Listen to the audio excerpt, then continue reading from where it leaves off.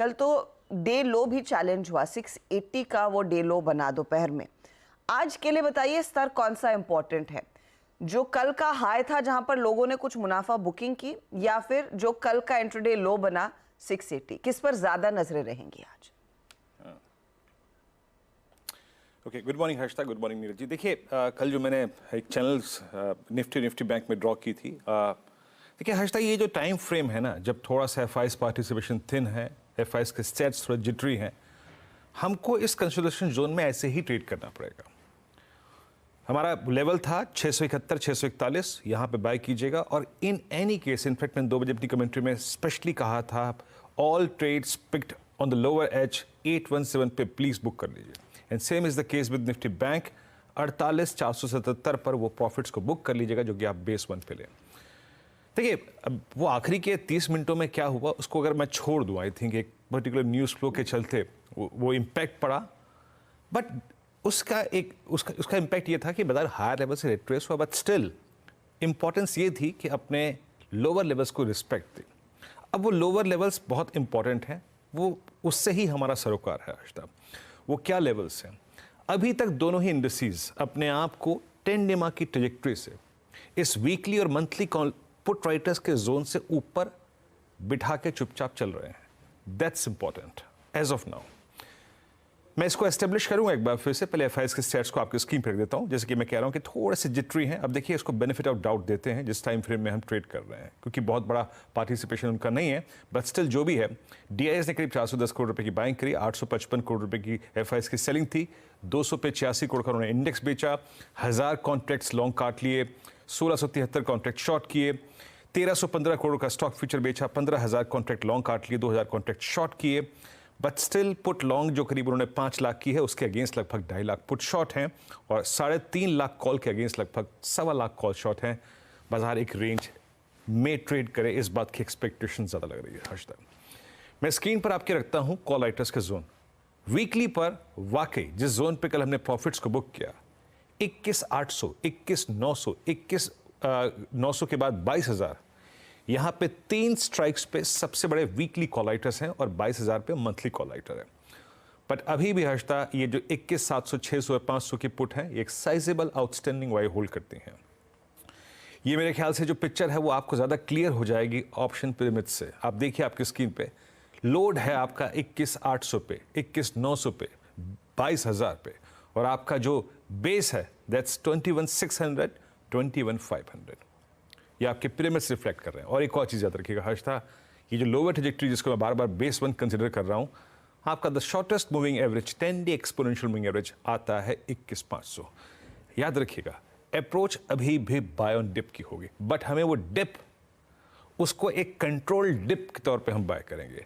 एक ऐसी safe trajectory जो मंथली बेस के ऊपर हो, एक ऐसी सेफ ट्रैजेक्टरी जो कि 10 डेमा के ऊपर हो, और दैट्स बेस इज 21,636 और 21,577। जब तक डिप में हमको ये क्लस्टर मिल रहा है, हम बाय करेंगे।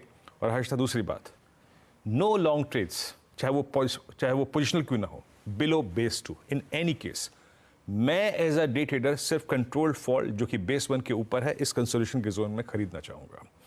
और वो सारे ट्रेड्स का जो एग्जिट जोन होगा हर्षता, वो होगा आपका RS1, जहां पे कल भी हमने वकालत की थी कि जनाब अपने प्रॉफिट्स को as a day trader book कर लीजिए। 21,790 और 21,819, इस क्लस्टर में यकीनन बुक कीजिएगा। एक्सट्रीम कॉन्फिडेंस हर्षता वो अपसाइड का तभी लौटेगा जब आप एक दिन क्लोज देते हैं 21,819 के ऊपर। टिल द टाइम कंसोलिडेशन जारी रहेगा, और इस ट्रेड चैनल को ट्रेड करिए। निफ्टी बैंक कोलैप्स हुआ, लेकिन उस कोलैप्स में हमें ट्रेड अच्छा मिल गया था। जाते जाते चीज़ खराब ये हुई कि HDFC बैंक ने अपने 1700 के ऑप्शन बेस को, जो कि एक पिक्चर ड्रॉ कर रहा था कि जनाब ये जनवरी का बेस होगा, उसको वॉलेट कर गया। बट स्टिल रहा आई थिंक निफ्टी बैंक एक रेंज में। 48,500 बड़े कॉल राइटर्स है। पिरामिड्स में स्क्रीन पे क्लियरली मेंशन है दैट वाइल ब्लू कैंडल ये एक सबसे बड़ा ऑप्शन हर्डल है, और 48,000 पे पुट राइटर है।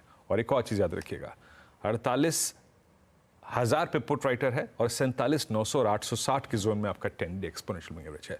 मेरी अप्रोच क्या रहेगी? एज ऑफ नाउ ठीक है, मेरे पास एडवांटेज HDFC का नहीं है, but still level to level अगर आप ट्रेड करें तो बेस 1 इन एनी केस वो डिप को बाय करने वाला होगा। दैट्स 48057 एंड 47863, 10 नेमा और ऑप्शन बेस। इसके ऊपर के डिप को बाय करना है और एज ऑफ नाउ, जैसे कि कल मेंशन किया था, इन सभी ट्रेड्स का एग्जिट जोन वही होगा RS1, और वो है करीब करीब 48,400 की ट्रैजेक्टरी, 48,500 की ट्रैजेक्टरी।